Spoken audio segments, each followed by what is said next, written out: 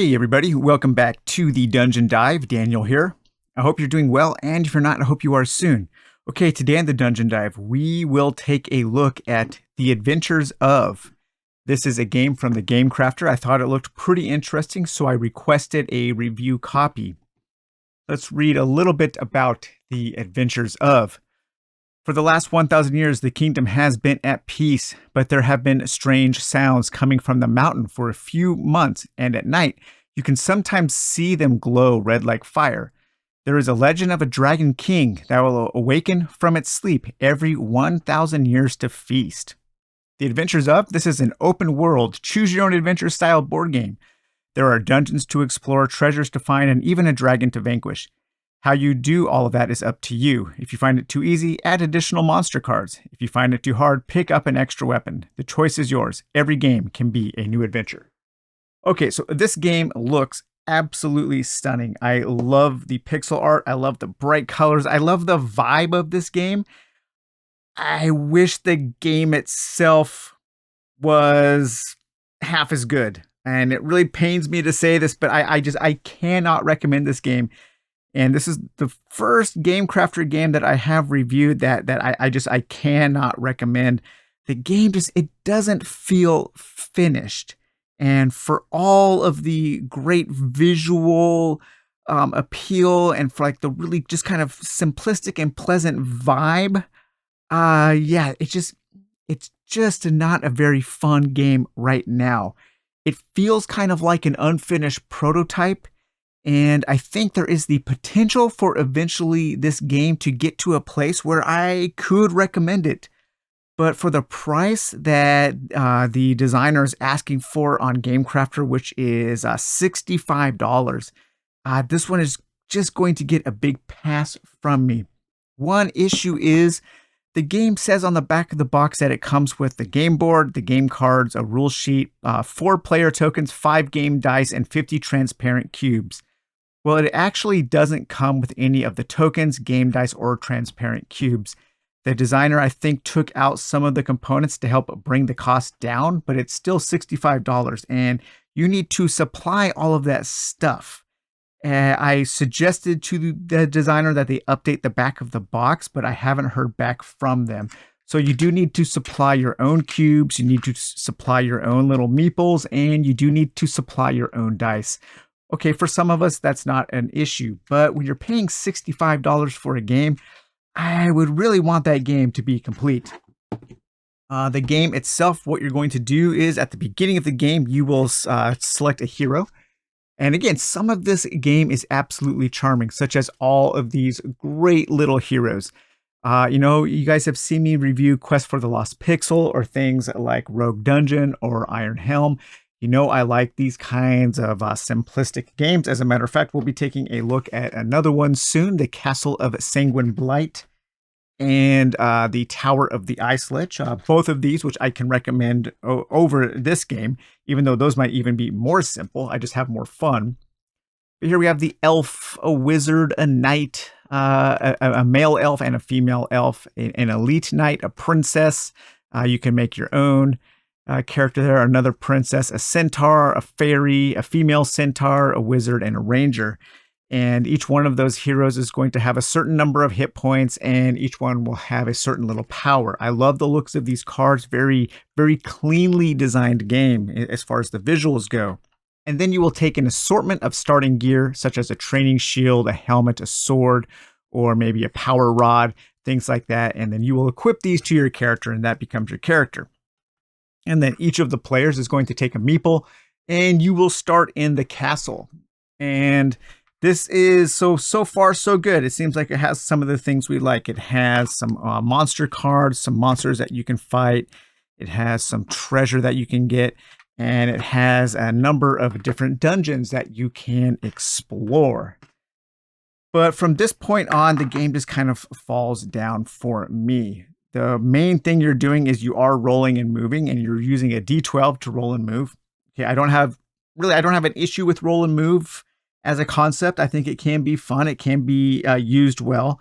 But when you're playing this game solo, the most of the thing that you are doing on a turn is this. You're rolling and then 1, 2, 3, 4, 5. Okay, next turn. 8. 1, 2, 3, 4, 5, 6, 7, 8. 7. 1, 2. Okay, so you make it to a monster. So then you draw a monster card and you would fight that monster. So combat is very simple. The hero rolls a d6 and adds any bonuses for their attack. The monster rolls a d6 and adds any bonuses for their defense. If the attack is higher, then the monster takes a point of damage. And then it is the monster's turn to attack, and you do the same thing. Roll a d6, add any bonuses. If the attacker has a higher total, then they win, and the defender loses a hit point. And then if you defeat the monster, maybe you can pick up a treasure. And the treasure, you might find things like healing rods, stabs, a mirror shield, magic scrolls that have different kinds of power. They can heal. They can have a fire, ice, or poison. Fire, ice, and poison aren't really a thing, although they are in red and kind of bolded. You would think that maybe they added something special to the attack, but no, it just adds to your modifier. Magic potions, wizard's hats, different kinds of blades, and yeah, all kinds of different things. So again, all of the kind of stuff we like in these kinds of games. But for the most part, what you are doing in this game is just rolling a d12 and moving on spaces. There are really no kind of non-combat encounters. None of the cool art really means anything except for the little monsters and the treasure chests when you are exploring the world. There's absolutely no reason to ever go here because that book doesn't do anything. There would be never a reason to go over here. There's no reason really to go in a lot of places on the map.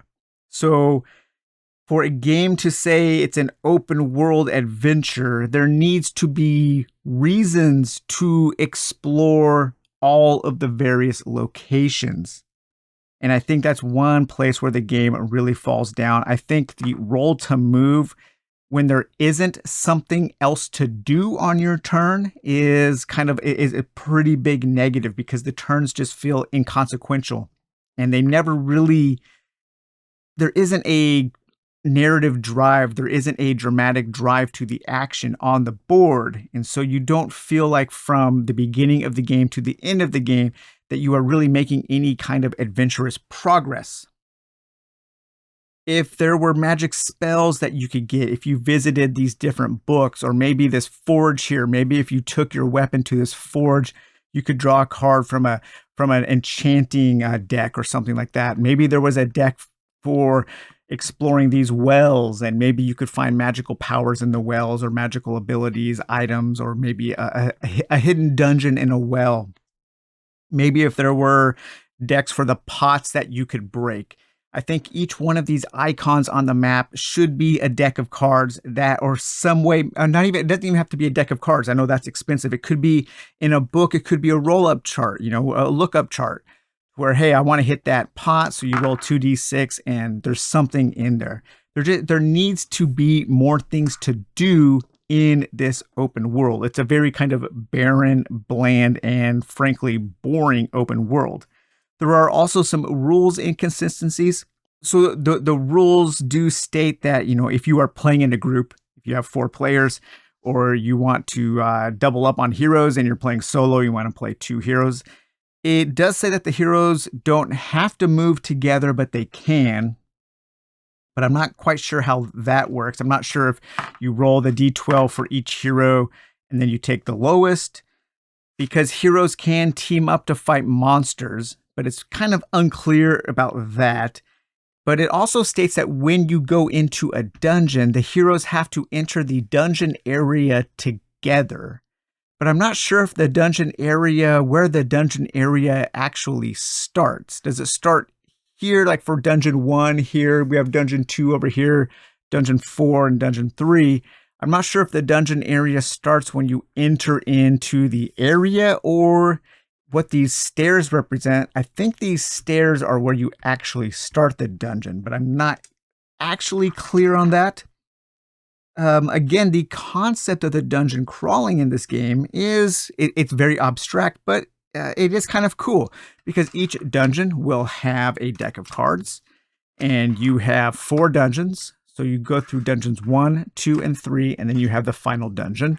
each dungeon has a special item at the end, just like Zelda, where once you go through dungeon 1, you get the bombs, and then the bombs allow you to bomb these areas, these stone areas, and those will grant you access into dungeon number 2 and dungeon number 4. In dungeon number 2, you get a rope, and a rope you can secure on these little pedestal things or these little stake things, so you can cross gaps like some kind of a zip line there. You can create your own zip lines. Okay, that's cool.